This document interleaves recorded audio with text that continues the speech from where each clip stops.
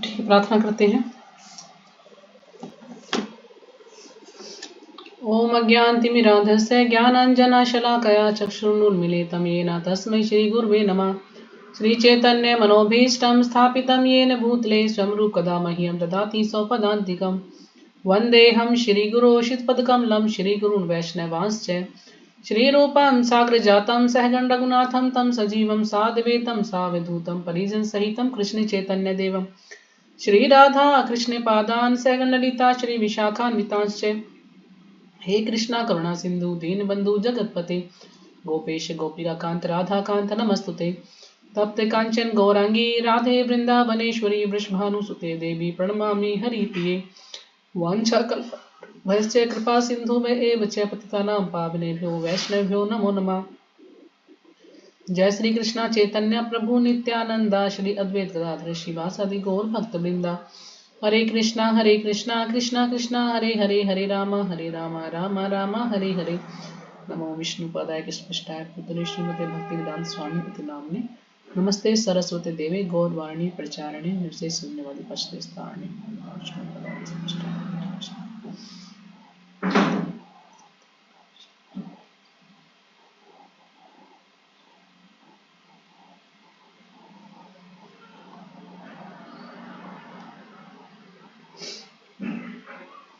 तो आज हम कर रहे हैं श्रीमद् भगवत गीता यथारूप। इसमें 18 अध्याय हैं, 700 श्लोक हैं और अभी हम पढ़ रहे हैं अध्याय 17 श्रद्धा के विभाग और श्लोक संख्या आज हम करेंगे 4।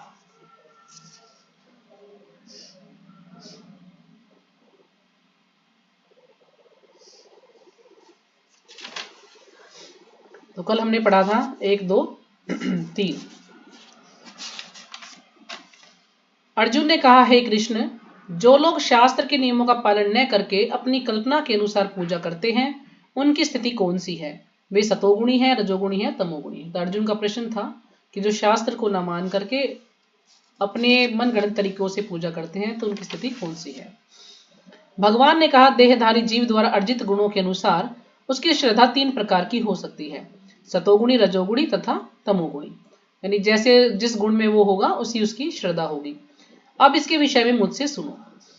तीसरे श्लोक में भगवान बता रहे हैं, हे भरतपुत्र, विभिन्न गुणों के अंतर्गत अपने अपने अस्तित्व के अनुसार मनुष्य एक विशेष प्रकार की श्रद्धा विकसित करता है। अपने अपने अस्तित्व यानी अपने अपने अंतःकरण के अनुसार एक विशेष प्रकार की श्रद्धा विकसित करता है।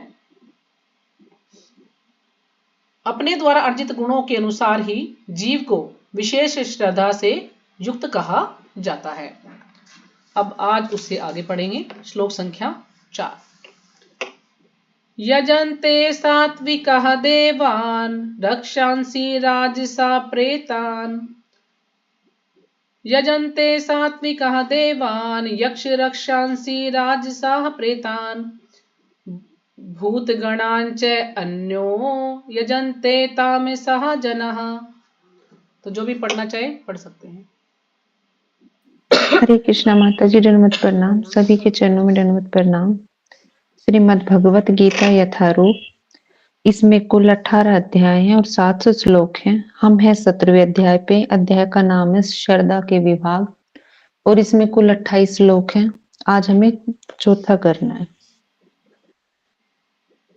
यजन्ते सात्विका देवान् दक्ष राक्षसी राजसा प्रेतान् भूत गणान् च अन्ये यजन्ते तमसा जना।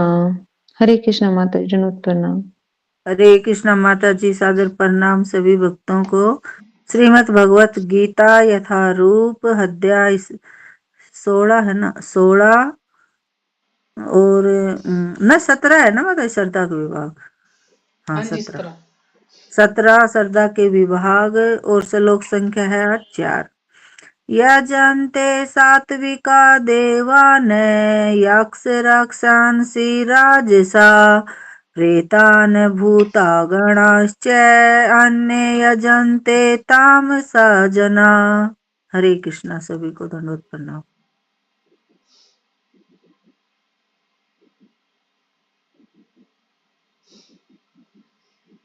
और कोई?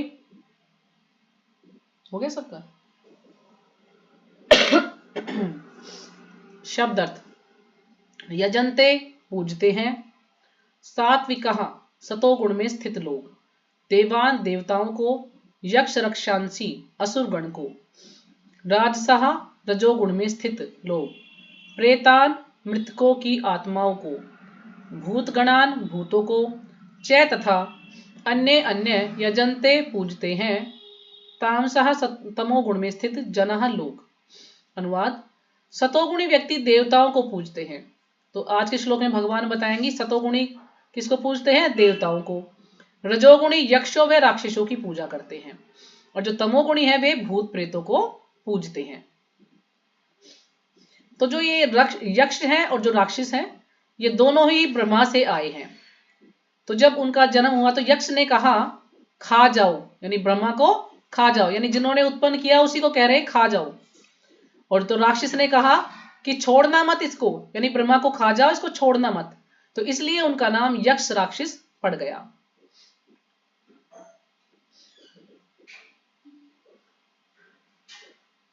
यानी अपने उन्होंने ही उत्पन्न किया और उन्हीं को खाने की बात कर रहे हैं। और जो कुबेर हैं, यानी ये यक्ष जो है खजांची भी इनको कहा गया है, क्योंकि ये जो कुबेर वगैरह है ये क्या है? यक्ष हैं। तात्पर्य शिल्पा जी के द्वारा। शिल्पा जी की जय। इस श्लोक में भगवान विभिन्न बाह्य कर्मों के अनुसार पूजा करने वाले के प्रकार बता रहे हैं। यानी सब जो है जो शास्त्रों में लिखित है उन कर्मों को ना मानकर, उन कार्यों को ना मानकर अपने अनुसार जो है कार्य करते हैं। माता जी कुबेर देवता है वो, तो हाँ, वो कुबेर भी देवता है माता जी। वो खजांची, मतलब कुबेर क्या है कि खजांची है, या उनके जो यक्ष हैं वो खजांची, कुछ ऐसा मैंने एक बार सुना था। अभी मुझे पता नहीं मैंने कहाँ पे लिखा था वो। एक बार पहले भी तो ये बात आई थी ना, यक्ष और कुबेर की बात, यक्ष और राक्षसों की बात पहले भी आई थी ना, कौन से अध्याय में आई थी जब। लेकिन जो आज मैंने सुना उसमें यही बता रहे थे वो प्रभु जी कि यक्ष ब्रह्मा जी से आए हैं और राक्षस भी, तो उन्होंने कहा कि इनको खा जाओ, तो इसलिए उनका नाम यक्ष राक्षस पड़ गया है। और ज्यादा उन्होंने कुछ बताया नहीं इसमें। तो शास्त्रों के आदेशानुसार केवल भगवान ही पूजनीय है। अब जो शास्त्र है उनके आदेशानुसार तो भगवान को ही पूजा जाता है ना। भगवान ही परम सत्य है, सब कुछ भगवान ही है।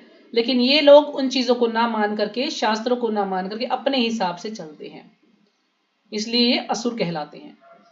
लेकिन जो शास्त्रों के आदेशों से अभिज्ञ नहीं या उन पर श्रद्धा नहीं रखते, वे अपनी गुण स्थिति के अनुसार विभिन्न वस्तुओं की पूजा करते हैं, है ना। जो लोग शास्त्रों को नहीं मानते हैं या शास्त्रों का ज्ञान नहीं है, जो उन पर श्रद्धा भी नहीं रखते हैं, है ना, सोचते हैं कि किसी ने ऐसे ही लिख दिया होगा, हम नहीं मानते इस चीज को, ना ही कोई श्रद्धा है उनके प्रति, तो अपने गुण स्थिति के अनुसार, मतलब जिस गुण में वो स्थित है उस गुण के अनुसार ही वो विभिन्न वस्तुओं की पूजा करते हैं अपने अनुसार। अगर कोई सतोगुण में है तो सतोगुणी देवताओं की पूजा करेगा, कोई तमोगुण में तो तमोगुण के हिसाब से पूजा करेगा, जैसे कि भूत प्रेतों की यहाँ पर बताया। और जो रजोगुणी है तो वो यक्षों की, राक्षसों की पूजा करेगा। और प्रभा जी इसको आगे और अच्छे से समझाएंगे।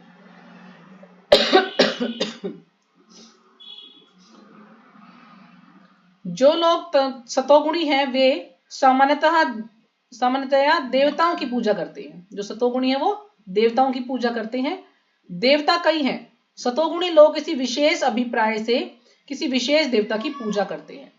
अब सतोगुणी जो है किसी विशेष देवता की विशेष कार्य के अनुसार, जैसे कोई सूर्य देव की पूजा करता है, कोई शिव जी की पूजा करता है, कोई गणेश जी की पूजा करता है, कोई देवी की पूजा करता है, यानी उनका कुछ ना कुछ उसमें अपना स्वार्थ होता है कि अगर मेरा ये कार्य सिद्ध हो जाए, तो इसलिए वो पूजा करते हैं उसकी। सतोगुणी लोग किसी विशेष अभिप्राय से किसी विशेष देवता की पूजा करते हैं। इसी प्रकार जो रजोगुणी है वे यक्ष राक्षसों की पूजा करते हैं। रजोगुणी है वो यक्ष और राक्षसों की पूजा करते हैं। हमें स्मरण है कि द्वितीय विश्व युद्ध के समय कलकत्ता का एक व्यक्ति हिटलर की पूजा करता था। तो प्रभा जी बता रहे हैं, जब प्रभा जी थे उस समय युद्ध छिड़ा हुआ था, तो बता रहे हैं कि हमें पता है कि एक बार जब द्वितीय विश्व युद्ध था तो एक व्यक्ति हिटलर की पूजा करता था। अब हिटलर तो वहां का नेता था, लेकिन वो उसकी पूजा करता था। क्यों करता था? क्योंकि भला हो उस युद्ध का, उसने उसमें काले धंधे से प्रचुर धन संचित कर लिया था, इसलिए वो पूजा करता था कि उसने बहुत सारा काला धन कमा लिया था उस युद्ध के कारण। इसलिए वो कहता कि युद्ध का बहुत भला हो, जिसके कारण मुझे इतना धन मिल गया, इसलिए वो हिटलर की पूजा करता था। इसी प्रकार जो रजोगुणी तथा तमोगुणी होते हैं, वे सामान्यतया किसी प्रबल मनुष्य को ईश्वर के रूप में चुन लेते हैं, है ना। जो रजोगुणी है या तमोगुणी है, वे साधारणतः किसी प्रबल मनुष्य को, जो बहुत ही शक्तिशाली व्यक्ति है, उसको ईश्वर के रूप में चुन लेते हैं। अगर कोई शक्तिशाली है, बहुत पैसे वाला है ना, जिसकी बहुत ज्यादा प्रसिद्धि लोग करते हैं, है ना, बहुत ज्यादा मतलब बढ़ा चढ़ा है वो, तो क्या सोचते हैं यही भगवान है, क्योंकि इसके पास पावर भी है, पैसा भी है, सब कुछ है इसके पास, तो यही भगवान है, उसको भगवान बना देते हैं। वे सोचते हैं कि कोई भी व्यक्ति ईश्वर की तरह पूजा जा सकता है और फल एक सा होगा। वे क्या सोचते हैं कि किसी भी व्यक्ति को भगवान बना दो, चाहे भगवान को पूजो या किसी व्यक्ति को भगवान बना दो, दोनों का एक ही फल होगा। लेकिन उनको ये नहीं पता कि भगवान भगवान है और सामान्य मनुष्य सामान्य मनुष्य है, क्योंकि वो भगवान की बराबरी नहीं कर सकता। तो हम भगवान को पूजेंगे तो हमें मुक्ति मिलेगी, भगवान का प्रेम मिलेगा, भगवान का धाम मिलेगा। लेकिन किसी व्यक्ति को पूजेंगे तो क्या मिलेगा? बस थोड़े से कागज के टुकड़े, यानी थोड़े से पैसे हमें मिल जाएंगे, तो हम उसी से सोचेंगे अरे पैसा तो मिल ही गया। क्यों? क्योंकि जो बड़े बड़े लोग उनकी चापलूसी करते रहते हैं, मान लीजिए जैसे नेता है, तो जो और लोग होते हैं वो नेताओं के आगे पीछे घूमते रहते हैं। जब इलेक्शन होता है तो कुछ पैसों के लालच में जैसे वो कहेंगे वो उसी की वोट दे देंगे, वो शराब पिला देंगे, थोड़ा बहुत उनको पैसा दे देंगे, खाना दे देंगे, और वो उन्हीं के पीछे पीछे लगे रहते हैं, क्योंकि उनको यही चाहिए कि पैसा तो मिल ही रहा है, ठीक है, अब इन्हीं की वो जो है पूजा कर लेते हैं, इन्हीं को भगवान बना देते हैं। यहां पर इसका स्पष्ट वर्णन है कि रजोगुणी लोग ऐसे देवताओं की सृष्टि करके उन्हें पूजते हैं, और जो तमोगुणी है, अंधकार में है, वे प्रेतों की पूजा करते हैं। तो यहाँ पर प्रभा जी स्पष्ट बता रहे कि रजोगुणी लोग देवताओं की सृष्टि करके उन्हें पूजते हैं, यानी अपने तरीके से वो बना लेते हैं देवता, है ना, जो देवता है उनको नहीं पूजते। एक मिनट माता जी, मैं 1 मिनट में आती हूँ।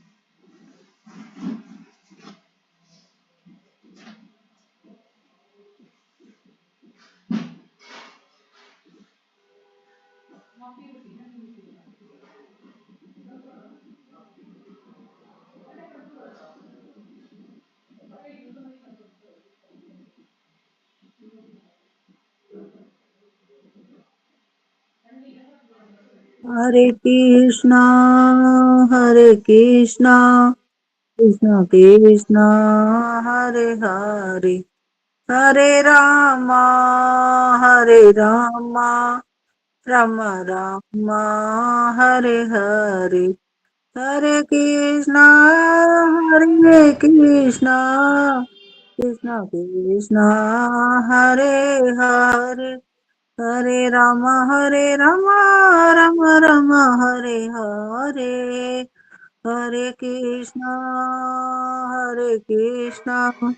कृष्ण कृष्ण हरे हरे, हरे राम राम राम हरे हरे, हरे कृष्णा कृष्ण कृष्ण हरे हरे, हरे राम राम राम हरे हरे, हरे कृष्ण कृष्ण कृष्ण हरे हरे, हरे राम राम राम हरे हरे, हरे कृष्ण कृष्ण कृष्ण हरे हरे, हरे कृष्ण माता जी। जी हरे कृष्ण। तो यहाँ पर इसका स्पष्ट वर्णन है कि रजोगुणी लोग ऐसे देवताओं की सृष्टि करके उन्हें पूजते हैं, और तमोगुणी अंधकार में है, वे प्रेतों की पूजा करते हैं, है ना। कुछ लोग प्रेत भूत प्रेतों की पूजा करते हैं। कभी कभी लोग किसी मृत प्राणी की कब्र पर पूजा करते हैं। तो जो तांत्रिक वगैरह होते हैं, मृत प्राणी यानी कोई व्यक्ति मर गया तो उसकी कब्र पर जाकर पूजा करते हैं, है ना, शमशान घाट में चले जाते हैं और वहां पर पूजा करते हैं। जैसे अघोरी वगैरह हैं, ये तांत्रिक जो हैं, ये इस प्रकार से रात को पूजा करेंगे और शमशान घाट पर जाकर पूजा करते हैं लोग। तो ये लोग भूतों की पूजा करते हैं और फिर उन भूतों को वश में भी कर लेते हैं किसी को, तो उनके अनुसार वो कार्य करता है, फिर किसी में भी छोड़ देंगे उसको। तो इस प्रकार के लोग होते हैं ये तांत्रिक। तो मैथुन सेवा भी तमोगुणी मानी जाती है। तो मैथुन सेवा भी क्या है, तमोगुणी है। इसी प्रकार भारत के सुदूर ग्रामों में भूतों की पूजा करने वाले हैं। तो हमने भी अपने गांव में देखा होगा, आपने भी देखा होगा, जो पहले के जो गांव थे उनमें भूतों की पूजा के बारे में मतलब देखा होगा, कभी सुना होगा, है ना। कुछ लोग जो भूतों की पूजा करते हैं, पहले किस में था भाई, उसमें भूत छोड़ दिया, उसको ये करा दिया, उसको वो कर दिया, इस प्रकार से चलता था। हमने देखा है, ये प्रभुपाद जी अपना उदाहरण बता रहे हैं कि हमने देखा है कि भारत के निम्न जाति के लोग कभी कभी जंगल में जाते हैं और यदि उन्हें इसका पता चलता है कि कोई भूत किसी वृक्ष पर रहता है तो वे उस वृक्ष की पूजा करते हैं और बलि चढ़ाते हैं। अगर उनको ये पता लग जाए कि भाई इस पेड़ पर तो भूत रहता है तो उसको पूजने लग जाते हैं वो, और वहां पर बलि चढ़ाते हैं। ये पूजा के विभिन्न प्रकार वास्तव में ईश्वर पूजा नहीं है। अब कोई लोग सोचे भाई ये तो ईश्वर पूजा, ये ईश्वर पूजा नहीं है, ये तो गलत तरीका है पूजा करने का, है ना। लोगों को परेशान करने का तरीका है ये। वहां पर चले जाएंगे और पूजा करेंगे और जो दूसरे लोग हैं, सामान्य जो लोग हैं, उनको परेशान करते हैं इस प्रकार के कार्य करके। ये पूजा के विभिन्न प्रकार वास्तव में ईश्वर पूजा नहीं है। ईश्वर पूजा तो सात्विक पुरुषों के लिए है।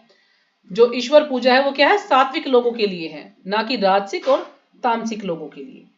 वो भी कर सकते हैं लेकिन वो करते नहीं है ना, उनको तो सिर्फ अपने स्वार्थ से मतलब होता है कि किस में मेरा भला हो रहा है, वही कार्य करते हैं वो।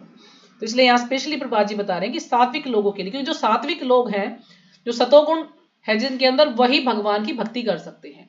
उन्हें ही भगवान के बारे में ज्ञान होता है कि हाँ ईश्वर कौन है, कृष्ण है तो उसकी भक्ति करो, या भगवान राम है उसकी भक्ति करो। लेकिन जो बुद्धिमान नहीं है या जो सतोगुण में नहीं है, वो किसी की भी पूजा करते हैं।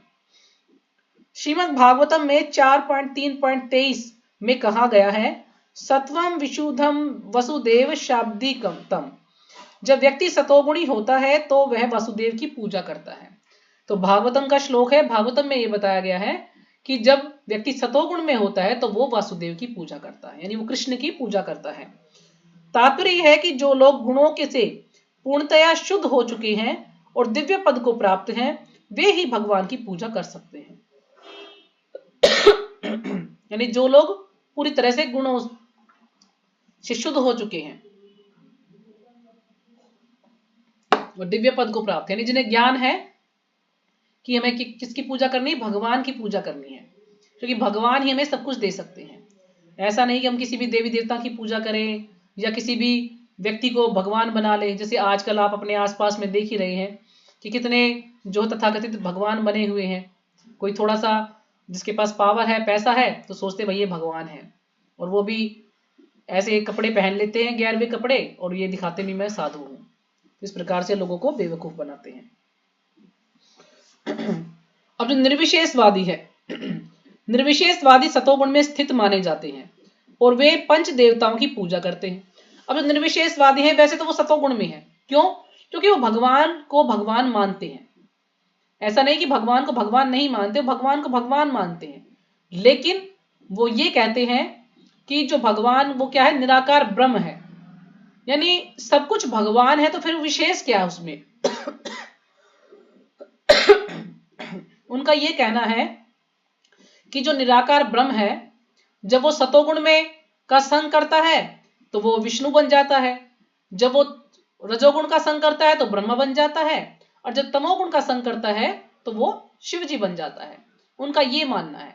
वो ये नहीं मानते कि नहीं कृष्ण ही भगवान है, बस ये मानते हैं कि भगवान तो है लेकिन वो निराकार ब्रह्म ही भगवान है, और वो जब इन गुणों का संग करता है ना, तो वो अलग अलग रूप धारण कर लेता है।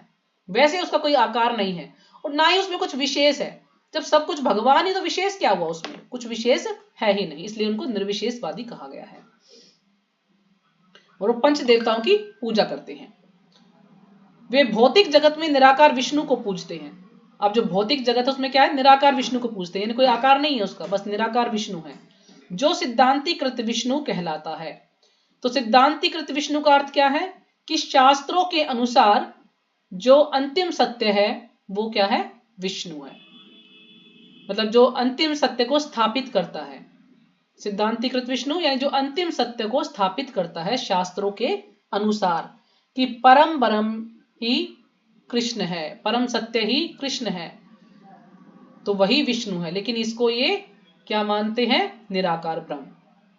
विष्णु भगवान के विस्तार है, लेकिन निर्विशेषवादी अंततः भगवान में विश्वास न करने के कारण सोचते हैं कि विष्णु का स्वरूप निराकार ब्रह्म का दूसरा पक्ष है। यानी निर्विशेषवादी जो है अंततः भगवान में विश्वास नहीं करने के कारण, क्योंकि वो भगवान में विश्वास नहीं करते हैं, मानते हैं भगवान है लेकिन विश्वास नहीं करने के कारण वो क्या सोचते हैं कि विष्णु का स्वरूप निराकार ब्रह्म का दूसरा पक्ष है, कि एक तो निराकार ब्रह्म है ही, और जब उन्होंने सतोगुण का संग किया तो वो दूसरा उसका रूप बन गया विष्णु का, तो वो क्या है, वो निराकार ब्रह्म ही है, वो तो दूसरा पक्ष है वो ब्रह्म का। इसी प्रकार वे यह मानते हैं कि ब्रह्मा जी रजोगुण के निराकार रूप है। अब जो ब्रह्मा जी हैं वो रजोगुण के निराकार रूप है, विष्णु सतोगुण के निराकार रूप है, और अतः वे कभी कभी 5 देवताओं का वर्णन करते हैं जो पूज्य हैं, और वो 5 देवताओं की पूजा करते हैं। तो उसमें स्पष्ट तो नहीं बताया 5 देवता कौन है, लेकिन जहां तक हम समझते हैं वही ब्रह्मा, विष्णु, महेश और दुर्गा, इस प्रकार से जो 4-5 देवता है मेन उन्हीं की वो पूजा करते हैं। लेकिन चूंकि वे लोग निराकार ब्रह्म को ही वास्तविक सत्य मानते हैं, निराकार ब्रह्म को ही सत्य मानते हैं वो, और कृष्ण को सत्य नहीं मानते हैं, इसलिए वे अंततः समस्त पूज्य वस्तु को त्याग देते हैं। अब वो सोचते हैं कि निराकार ब्रह्म ही क्या है, वास्तविक सत्य है, तो और जो पूजने के लिए जो वस्तुएं हैं उनका वो त्याग कर देते हैं, और चीजों को वो नहीं मानते, या कि भगवान के किसी और यानी भगवान कृष्ण को वो नहीं मानते हैं। निष्कर्ष यह निकलता है कि प्रकृति के विभिन्न गुणों को दिव्य प्रकृति वाले व्यक्तियों की संगति से शुद्ध किया जा सकता है।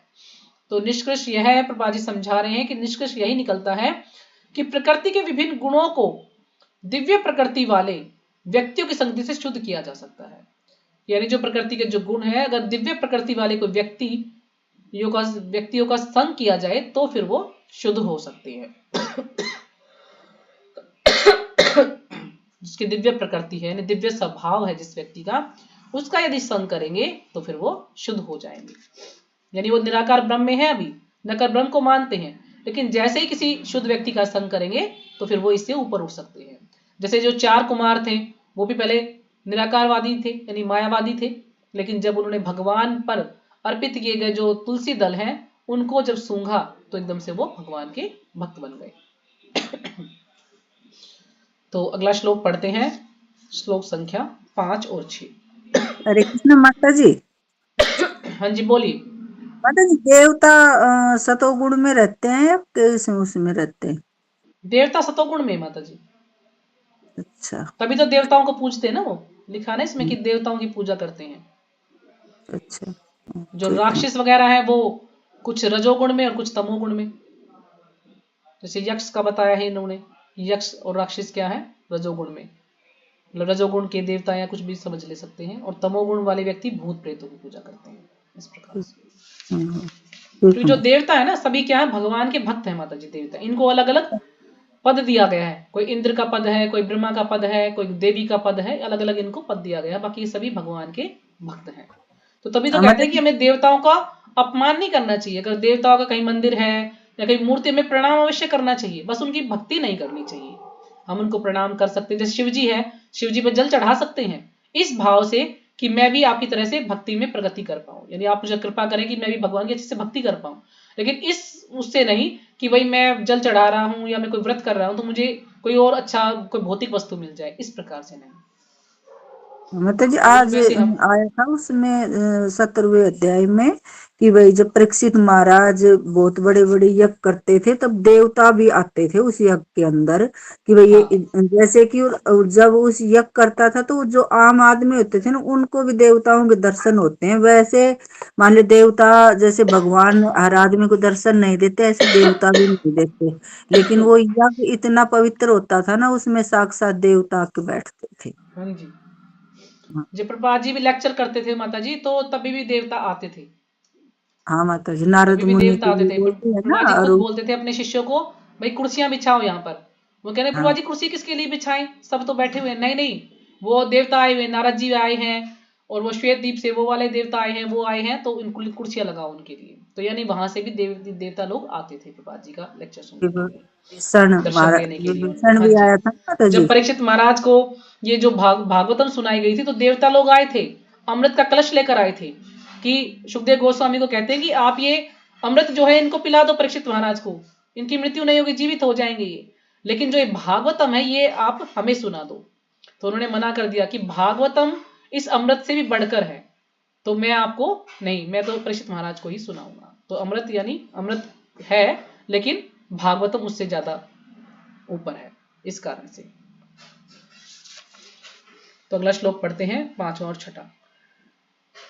शास्त्र विहितम घोरम तप्यन्ते ये तपो जना, दंभ अहंकार संयुक्ता काम राग बलान्विता, कृष्यन्तः शरीरस्थं भूतग्रामं चेतसः, माम चैवान्तः शरीरस्थं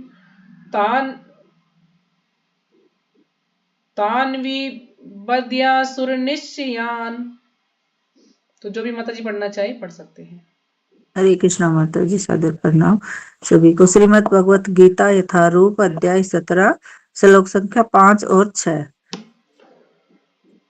शास्त्रविहितं घोरं तप्यन्ते ये तपो जना, दम्भहंकार संयुक्ता कामराग बलवन्ता, कर्षयन्तः शरीरस्थं भूतग्राम चेतसः, मां च वान्तः शरीरस्थं तान् विवध्ये निश्चयान्। हरे कृष्ण माता जी, सादर प्रणाम। हरे कृष्णा माता जी, दंडवत प्रणाम। जी हरे कृष्णा। अध्याय 17 श्लोक संख्या 5 और 6। शास्त्र विचिंता घोरम तपेन्त ये तपो जना, दम्भहंकार युक्ता कामराग विविन्ता, कर्षन्ते शरीरस्थं भूतग्रामं चेतसा, माम चैवान्त शरीरार्थं ताविबध्य सूरनिश्चयान्। हरे कृष्ण।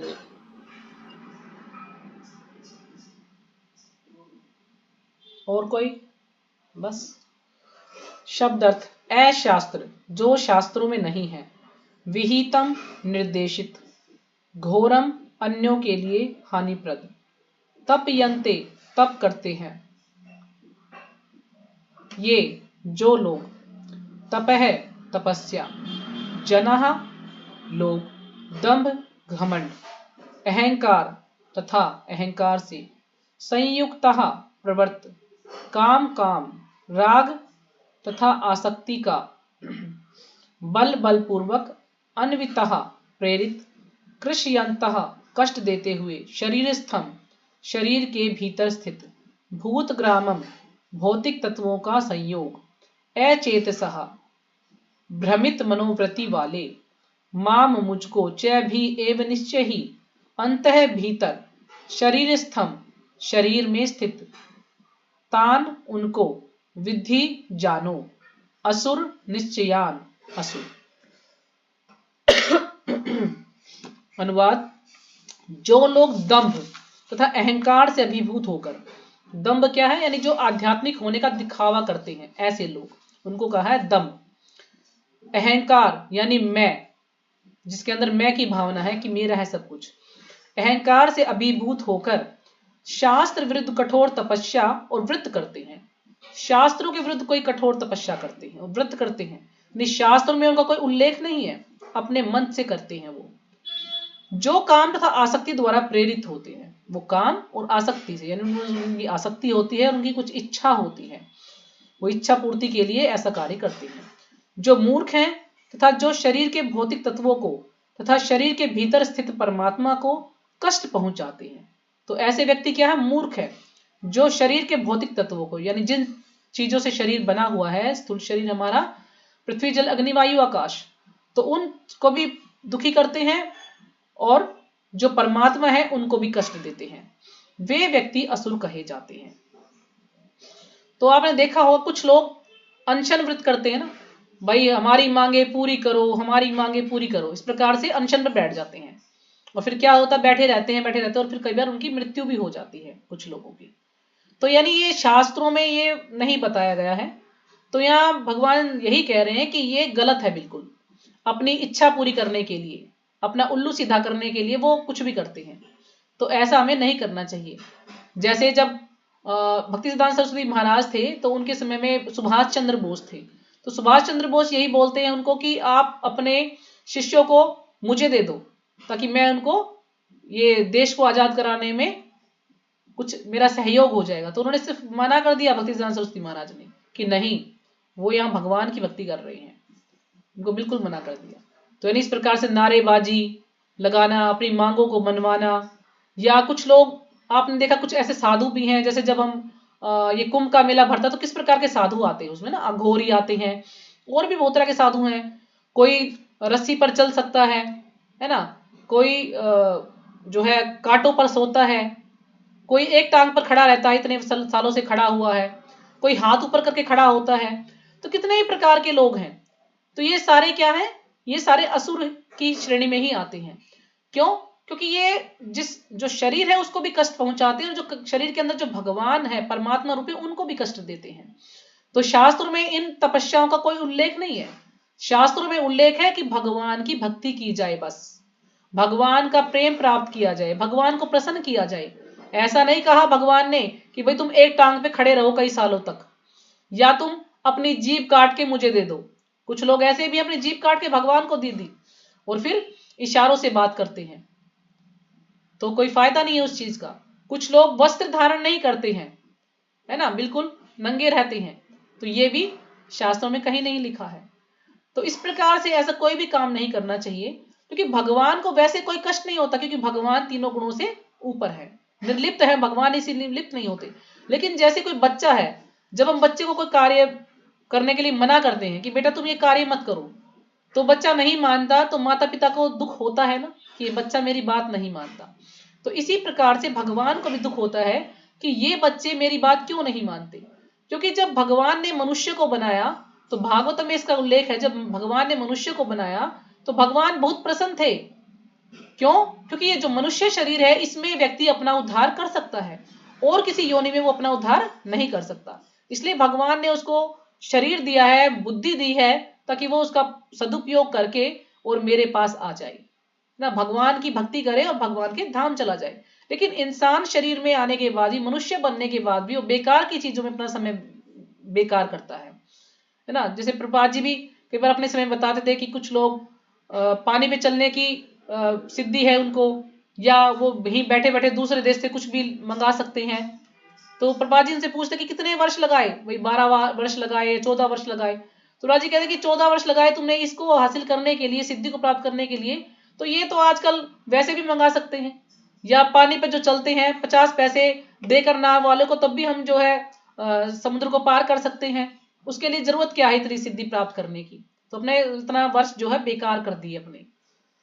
तो ये लोग क्या है, ये हठी लोग हैं, कुछ ये जिद्दी बच्चे हैं, अपने बात मनवाने के लिए कुछ भी कर सकते हैं। जैसे कि हिरण्यकशिपु ने पता नहीं 36,000 साल या 60,000 साल, इतने सालों तक याद क्लास लेना, हाँ इतने सालों तक वर्षा की उसने, वर्षा ने, वो सॉरी माता जी, वो उन्होंने तपस्या की है ना। हिरण्यकशिपु ने तपस्या की इतने सालों तक, कि क्या करने के लिए, कि मैं अमर बन जाऊं बस। जब ब्रह्मा जी आए, ब्रह्मा जी ने कहा कि मैं खुद अमर नहीं तो तुम्हें अमर कैसे बना सकता हूं, लेकिन उनकी इच्छा थी मुझे अमर बना दे, तो इसलिए उन्होंने ऐसा उनसे वरदान मांग लिया ये सोचकर कि तुम तो अमर हो जाओगे। लेकिन वो कहते ना, भगवान के लिए कोई भी कार्य मुश्किल नहीं है। भगवान ने तो वैसा ही रूप बना लिया जैसा उसे चाहिए था, और उसी में आकर के नखूनों से उसको फाड़ दिया। तो इस प्रकार के लोग हैं ये, जो अपनी बात मनवाने के लिए कुछ भी जिद करके बैठ जाते हैं। तो भगवान को बहुत दुख होता है जब ये भगवान की बात नहीं मानते। तो इसको भक्ति नहीं कहा जाएगा, इसको असुर कहा जाएगा। ऐसे लोग असुर प्रवृत्ति के लोग हैं ये। तात्पर्य श्रीपाद जी के द्वारा, श्रीपाद जी की जय। कुछ पुरुष ऐसे हैं जो ऐसी तपस्या की विधियों का निर्माण कर लेते हैं जिनका वर्णन शास्त्रों में नहीं है ना। कुछ पुरुष ऐसी तपस्या, जैसे अभी हमने चर्चा की, ऐसी तपस्याओं का वर्णन, विधियों का निर्माण कर लेते हैं जो कि शास्त्रों में नहीं दिया गया, कि मैं तुम्हें एक टांग पर खड़े रहो या तुम कांटों पर सो या तुम भूखे रहो, कुछ नहीं। उदाहरण, किसी स्वार्थ के प्रयोजन से तथा राजनीतिक कारणों से उपवास करना शास्त्रों में वर्णित नहीं है। शास्त्रों में तो आध्यात्मिक उन्नति के लिए उपवास करने की संतति है। यानी शास्त्रों में क्या, कि आध्यात्मिक उन्नति के लिए, यानी हमारी भक्ति में प्रगति हो, इसके लिए हमें बताया गया सिर्फ एकादशी का व्रत करना चाहिए। अगर हम एकादशी का व्रत करते हैं तो सारे व्रत अपने आप ही हो जाते हैं, और अलग से गणेश जी का व्रत करो, शिव जी का व्रत करो, कुछ भी करने की कोई जरूरत नहीं है। शास्त्रों में तो आध्यात्मिक उन्नति के लिए उपवास करने की संतति है, किसी राजनीतिक या सामाजिक उद्देश्य के लिए नहीं। क्योंकि जो और लोग उपवास करते हैं वो अपने किसी राजनीतिक या सामाजिक उद्देश्य के लिए करते हैं, उनके ये बस ये कार्य पूरा हो जाए, इस कारण से वो व्रत करते हैं। मेरा जो है बेटा नौकरी लग जाए, मैं 16 सोमवार का व्रत करूंगी, है ना, मेरा ये कार्य सिद्ध हो जाए, मैं वो करूंगी। तो हमने कई बार सुना है ना कि माँ मुरादे पूरी करते हलवा बांटूंगी, वैसे हलवा नहीं बांटेगी माँ को, लेकिन मुरादे पूरी हो जाएंगे तो हलवा बांटेगी। तो इस प्रकार के जो लोग हैं ये असुर प्रवृत्ति के लोग ही हैं। भगवद गीता के अनुसार जो लोग ऐसी तपस्याएं करते हैं वे निश्चित रूप से आसुरी हैं।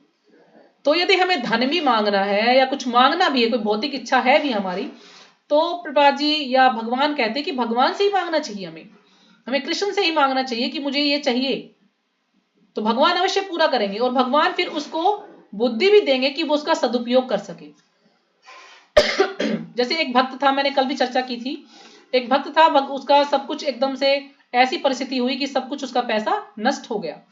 तो उसने भगवान के पास रोज जाता, मदन मोहन के पास, कि भगवान मेरा पैसा लौटा दो, भगवान मेरा पैसा लौटा दो, ऐसे रोज प्रार्थना करता। और भक्त भी था, जब भी करता था। तो भगवान ने उसको इतना पैसा दिया कि वो संभाल नहीं पाया।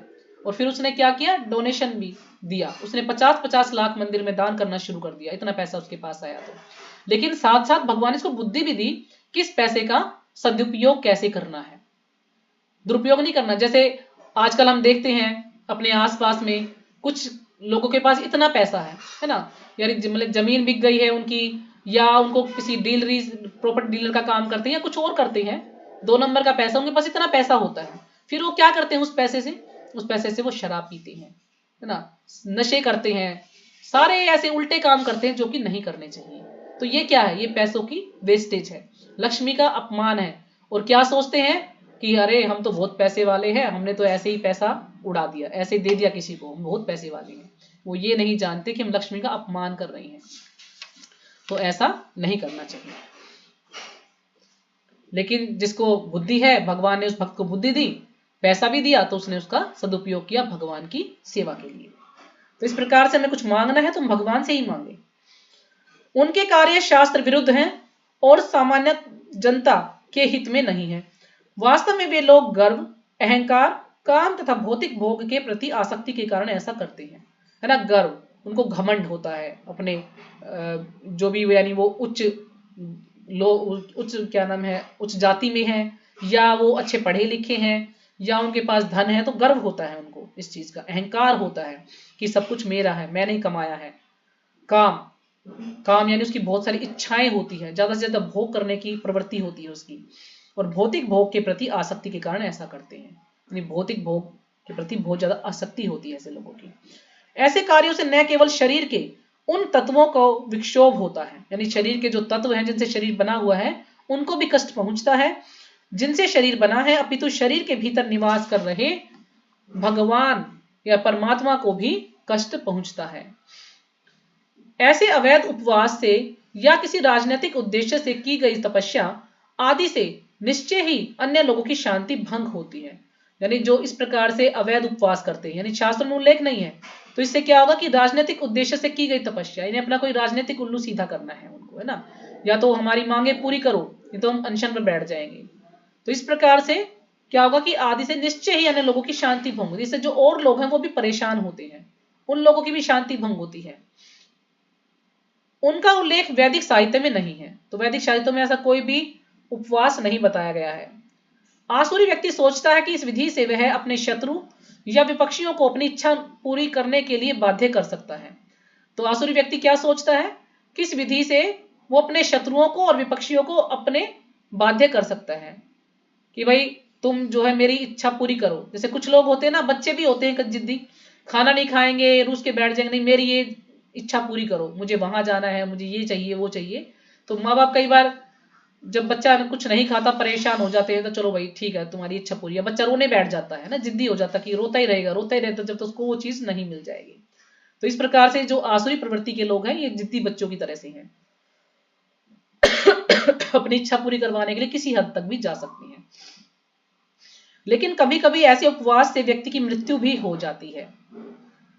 वे ये कार्य भगवान द्वारा अनुमत नहीं है, यानी भगवान ने इन कार्यों की अनुमति नहीं दी है। वे कहते हैं कि जो इन कार्यों में प्रवृत्त होते हैं वे असुर हैं। तो भगवान यहां पर कह रहे हैं जो ऐसे कार्य करते हैं वो क्या है, असुर हैं। ऐसे प्रदर्शन भगवान के अपमान स्वरूप है। ऐसे प्रदर्शन भगवान के अपमान, यानी भगवान का अपमान कर रहे हैं। जैसे कुछ लोग क्या करते हैं, सुसाइड कर लेते हैं, तो भगवान के का अपमान ही कर रहे हैं इस प्रकार से लोग। या भगवान ने कोई कार्य कहा है उसको ना करके वो उल्टा कार्य करते हैं। भगवान कहते हैं भगवान का नाम लो, और वो अपना भोग विलास में लगे हुए हैं। तो इस प्रकार के लोग क्या है, अपमान स्वरूप, यानी भगवान का अपमान ही करते हैं, यानी भगवान की बात को नहीं मानते हैं और गलत कार्य में फंस जाते हैं, क्योंकि इन्हें वैदिक शास्त्रों के आदेशों का उल्लंघन करके किया जाता है। क्योंकि वो क्या करेंगे, फिर वैदिक शास्त्र में जो कार्य हैं उनको ना करके उनके विपरीत कार्य करते हैं। इस प्रसंग में अचेतसा शब्द महत्वपूर्ण है। अचेतसा का अर्थ है कि सार और असार का भेद ना करना, यानी उनको ये नहीं पता कि क्या कार्य सही है और क्या गलत है, क्या वास्तविक है क्या अवास्तविक है। उनको इस चीज का वो विवेक नहीं लगाते, इतना बुद्धि नहीं लगाते कि क्या सही है क्या गलत है। तो ऐसे लोगों को अचेतसा कहा गया है। सामान्य मानसिक स्थिति वाले पुरुषों को शास्त्रों के आदेशों का पालन करना चाहिए। जो सामान्य मानसिक स्थिति वाले हैं लोग, उनको क्या है, आदेशों का पालन करना चाहिए। जो ऐसी स्थिति में नहीं है वे शास्त्रों की उपेक्षा तथा अवज्ञा करते हैं। लेकिन जो लोग इस स्थिति में नहीं है, जो रजोगुण और तमोगुण से ग्रसित है, ऐसी स्थिति में नहीं है, वो क्या है, शास्त्रों की उपेक्षा करते हैं, उनको नजरअंदाज करते हैं, मानते ही नहीं उनकी बातों को, अवज्ञा करते हैं, उनके प्रति अपराध करते हैं और तपस्या की अपनी विधि निर्मित कर लेते हैं। और जो उन्हें तपस्या करनी होती है ना, बस वही वो कार्य करते हैं, तो जो कि बिल्कुल ही गलत है। मनुष्य को सदैव आसुरी लोगों की चरम परिणति को स्मरण करना चाहिए, जैसा कि पिछले अध्याय में वर्णन किया गया था। तो हमने पिछला अध्याय पढ़ा दैवी और आसुरी, तो उसी में आसुरी लोगों के बारे में कितना बताया गया था। आसुरी लोगों की चरम परिणति, यानी उसका क्या परिणाम होता है, हमें इसको स्मरण करना चाहिए। किस प्रकार के होते हैं ये असुर लोग, उनका अंत कैसा होता है ये देखना चाहिए। फलस्वरूप भगवान ऐसे लोगों को आसुरी व्यक्तियों के यहाँ जन्म लेने के लिए बाध्य करते हैं। तो हमने पढ़ा था ना कि जो लोग असुर प्रवृत्ति में हैं, तो भगवान बार बार उनको असुर परिवार में ही जन्म देते रहते हैं, निम्न योनि में ही उनको डालते रहते हैं भगवान। तो ये है असुर योनि की परिणति, यानी असुर लोगों का क्या होता है, हमने उस अध्याय में पढ़ाई। तो फलस्वरूप वे भगवान के साथ अपने संबंध को जाने बिना जन्म जन्मांतर आसुरी जीवन में रहते हैं, यानी भगवान के साथ अपने संबंध को भूल चुके हैं, इसलिए भगवान उनको बार बार ऐसे परिवार में ही डालते हैं रहते हैं। तो जन्म जन्मांतर लग जाते हैं उसको उससे बाहर निकलने में। किंतु यदि ऐसे व्यक्ति इतने भाग्यशाली हुए कि कोई गुरु उनका मार्गदर्शन करके उन्हें वैदिक ज्ञान के मार्ग पर ले जा सके, तो वे इस भावबंधन से छूटकर अंतोगत्वा परम गति को प्राप्त होते हैं। लेकिन अगर वो थोड़े बहुत भाग्यशाली हैं तो उनको किसी गुरु का संग मिल जाएगा, कोई गुरु के मार्गदर्शन में अगर है वो, तो गुरु जो है उनको रास्ता दिखा सकते हैं कि सही मार्ग पर ले जा सकते हैं कि भगवान कौन है, भगवान की भक्ति कैसे करनी है। तो वे इस बंधन से छूटकर आखिर में परम गति को प्राप्त होते हैं। यानी गुरु की आवश्यकता है। अगर गुरु उनको कोई ऐसा मिल जाए अच्छा, जो उनको सही भगवान के बारे में ज्ञान दे सके, तो फिर वो भगवान के धाम जा सकते हैं, भगवान की अच्छे से भक्ति कर सकते हैं। तो जैसे जो ऋग्वेद है हमारा, ऋग्वेद में बताया गया है कि यदि हमें भगवान से भगवान के नाम की महिमा का पता भी ना हो ना, यदि हमें भगवान के नाम के बारे में कोई पता नहीं कि भगवान का नाम कितना पावरफुल है, कुछ भी नहीं पता है, लेकिन यदि हम भगवान का नाम लेते रहते हैं, धीरे धीरे हमें उसकी महिमा का भी पता चल जाता है ना, भगवान के नाम की महिमा का पता चल जाता है। तो इसलिए हमें वो क्या है, करते रहना चाहिए, भगवान का नाम लेते रहना चाहिए। ऐसा नहीं कि अभी हमने भगवान का नाम लिया और अभी तो हमारा कुछ भला हो ही नहीं रहा, कुछ फर्क ही नहीं पड़ रहा, तो एकदम से कोई दवाई कहते हैं ना असर नहीं करती, समय लगता। मान लीजिए एक नॉर्मल खांसी भी हो जाए तो उसको भी 15-20 दिन लगते हैं। तो फिर हम तो पता नहीं कितने जन्मों से ये सब करते आ रहे हैं, कैसे कैसे कर्म करके आ रहे हैं, तो हमारे जो है हृदय की सफाई होने में भी धीरे धीरे समय लगेगा। तो इन्हें हम करते रहेंगे तो हमें इसका ज्ञान हो जाएगा। जैसे ये भी बताया गया है शास्त्रों में कि यदि कोई तिलक धारण करता है, जैसे हम लोग तिलक लगाते हैं, सब वैष्णव तिलक लगाते हैं, तो कहते हैं उसके 60,000 जन्मों के सारे पाप समाप्त हो जाते हैं तिलक लगाने से। तो देखिए भगवान का नाम लेने से तो इतने पाप नष्ट हो जाते हैं जो एक व्यक्ति कर भी नहीं सकता। जब तिलक लगाने से ही इतना तिलक लगाते तो 60,000 जन्मों के पाप नष्ट हो जाते हैं। और जैसे जो शिव जी के बारे में बताया है कि जो शिव जी हैं, शिव जी भी ये वाला वैष्णव तिलक लगाते थे, शिव जी भी। लेकिन जब शिव जी वैष्णव तिलक लगाते थे तो उनके जो पार्षद है वो भी वैष्णव तिलक लगाने लगे। तो जब विष्णु जी गए तो विष्णु जी ने कहा कि ये सभी जो है तुम्हारे पार्षद भी ये तिलक लगाने लगे। तो जब किसी ने विष्णु तिलक लगा रखा है, कंठी माला धारण कर रखी है, तो यम दूत उस पर नहीं आते हैं, वहां पर विष्णु दूत ही आते हैं। तो फिर कृष्ण भगवान ने उनको मना किया कि आप जो है ये वाला तिलक ना लगा करके आप दूसरा तिलक लगाओ, क्योंकि जो आप करोगे आपके पार्षद भी वही करेंगे। तो फिर भगवान वो इस प्रकार से है ना, जो ऐसा तिलक लगाते हैं वो। तो शिव जी फिर इसलिए इस प्रकार का तिलक लगाते हैं। तो शिव जी जो है शुद्ध वैष्णव है, भगवान के परम भक्त हैं, और उनको बताया जाता है कि इनके 5 मुख हैं और एक मुख से वो हमेशा भगवान का नाम जपते ही रहते हैं, जो कि लगातार चलता रहता है उनका।